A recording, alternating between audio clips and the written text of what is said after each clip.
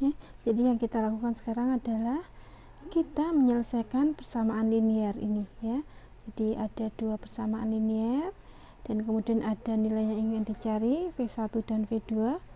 Nah, maka bisa ketemu nilainya. Oke, kita tulis ulang di sini ya.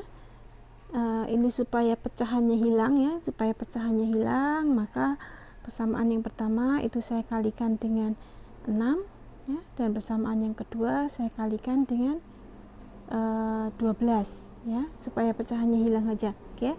Kemudian dari persamaan ini kita hendak melakukan penyelesaian, bisa menggunakan matriks, bisa menggunakan eliminasi ya, atau eliminasi dan substitusi. Nah, di sini contohnya misalkan kita selesaikan persamaan ini dengan menggunakan metode eliminasi yang dilanjutkan dengan substitusi. Oke.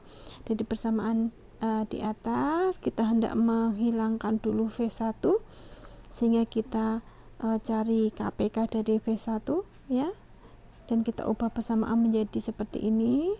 Kemudian hasil dari eliminasi ini kita mendapatkan hasil V2 sama dengan 60/13 volt. Lalu V1 kita tinggal masukkan saja ya, misalkan dalam persamaan ini ya. Oke, kita masukkan V2 nya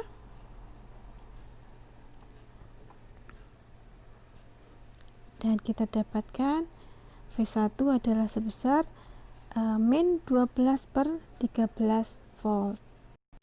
Nah, dengan nilai-nilai ini kita bisa mencari besaran-besaran yang lainnya. Misalkan dari persamaan dari rangkaian ini yang dicari adalah berapakah arus yang melalui R1 ya, atau berapakah arus yang melalui R2.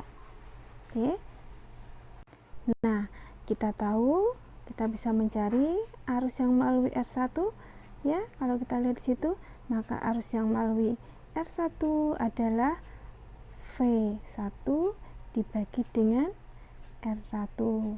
Nah, tadi V1-nya sudah tahu ya, kita bisa langsung menentukan berapakah nilainya arus tersebut. Nah, dari perhitungan tadi V1 adalah 60/13 ya. Kemudian R1-nya 6. Nah, kita bisa cari dengan 60/13 ya, dibagi R1. R1-nya adalah 6 ya. Maka kita dapatkan hasil sebesar 10/13 ampere. Nah, ini arus yang melalui R1 ya. Kemudian kalau arus yang keluar melalui R3 atau arus yang melalui R3 berapa ya? Kita harus menghitung dulu. V1 dikurangi V2 dibagi R3. Itu kalau kita asumsikan atau kita mencari arus yang keluar ya, dari cabang 1 ke cabang 2 melalui R3.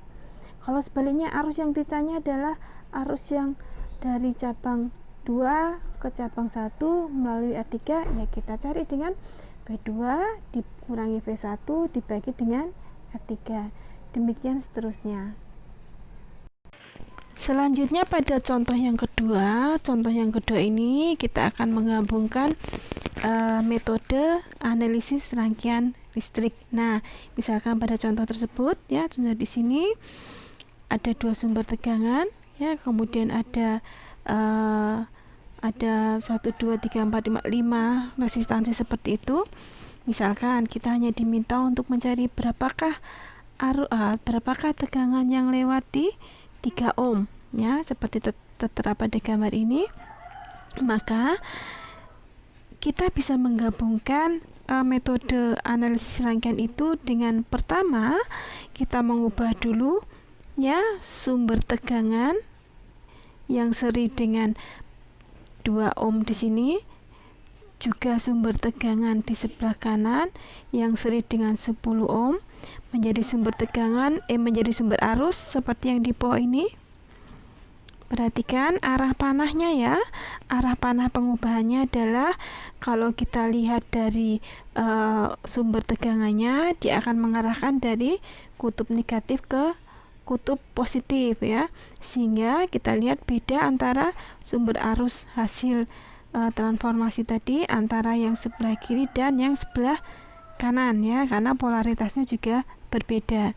Ya, jadi sumber tegangan ini berubah menjadi arus. Sumber arus dengan besar arus adalah V per R yang seri, jadi 8 dibagi 2 ampere, dan resistansi yang sama besarnya tetapi yang posisinya adalah paralel ya. Kemudian demikian juga yang di sebelah kanan dengan cara yang sama. Nah, kalau kita lihat ketika sudah berubah seperti ini, maka dengan mudah kita bisa lihat bahwa saya bisa menyelesaikan persamaan ini dengan mudah apabila saya memanfaatkan metode analisis simpul ya. Dan bahkan ketika saya ubah menjadi bentuk seperti ini pun, tegangan di ujung-ujung 3 ohm itu tetap ada ya. Jadi ujung-ujung 3 ohm itu tetap ada. Besarnya adalah sebesar kalau dalam analisis simpul ini akan sebesar V2 ya. Jadi karena simpul 1, simpul 2, simpul 3, kemudian simpul 3 kita jadikan referensi ya. Dan simpul 1 kita asumsikan sebagai V1, simpul 2 sebagai V2, dan melihat dari hubungan ini kita bisa katakan bahwa tegangan yang lewat di resistor 3 ohm itu sebesar V2.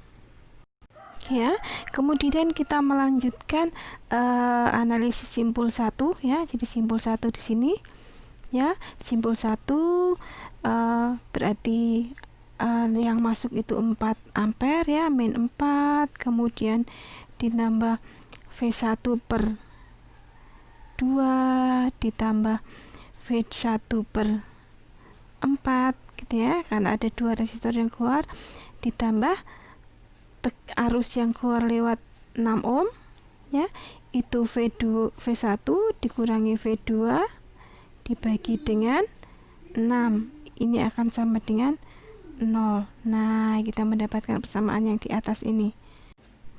Selanjutnya pada simpul V2 ya, karena arus 0,1 masuk berarti dia keluar, berarti dia positif 0,1 ya, ditambah arus yang lewat di 10 ohm V2 per 10 ditambah arus yang keluar di 3 ohm V2 per 3 ditambah arus yang keluar melalui 6 ohm ditambah V2 dikurangi V1 ya kan, arusnya kita anggap ke sana, berarti beda potensialnya adalah V2 dikurangi V1 dibagi 6 sama dengan 0. Nah, kita akan mendapatkan persamaan yang kedua ini. Ya, selanjutnya kita hilangkan dulu pecahannya ya. Jadi supaya bentuknya tidak pecahan, yang sebelah atas kita kalikan 12, yang sebelah bawah kita kalikan dengan 30 di situ ya.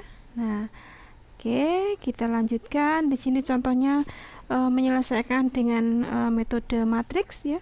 Dimana kalau saya mencari V2, maka di bawah ini adalah determinan matriks. Kita tahu matriksnya 11 min 2 min 5 18. Ini adalah determinan matriks yang di sebelah bawah. Kemudian yang di atas adalah determinan matriks, tetapi kolom kedua itu kita ganti dengan nilai di sini. Gitu ya. Oke, tentunya kalian masih ingat ya, mencari determinan ya. Jadi yang ujung sini sama ujung sini dikalikan, ini positif gitu ya. Kemudian yang ini dikalikan kita dapatkan negatif. Nah, hasilnya ini gitu ya. Oke, demikian juga yang bagian bawah kita mencari determinan juga sama. Oke, nah hasil dari perhitungan ini hasil dari perhitungan ini tegangan di 3 ohm langsung ketemu, yaitu tegangan V2 sebesar 1,101 volt. Nah, ini contoh kalau kita memanfaatkan dua metode ya. Selain loop, kita terlebih dahulu melakukan transformasi sumber daya.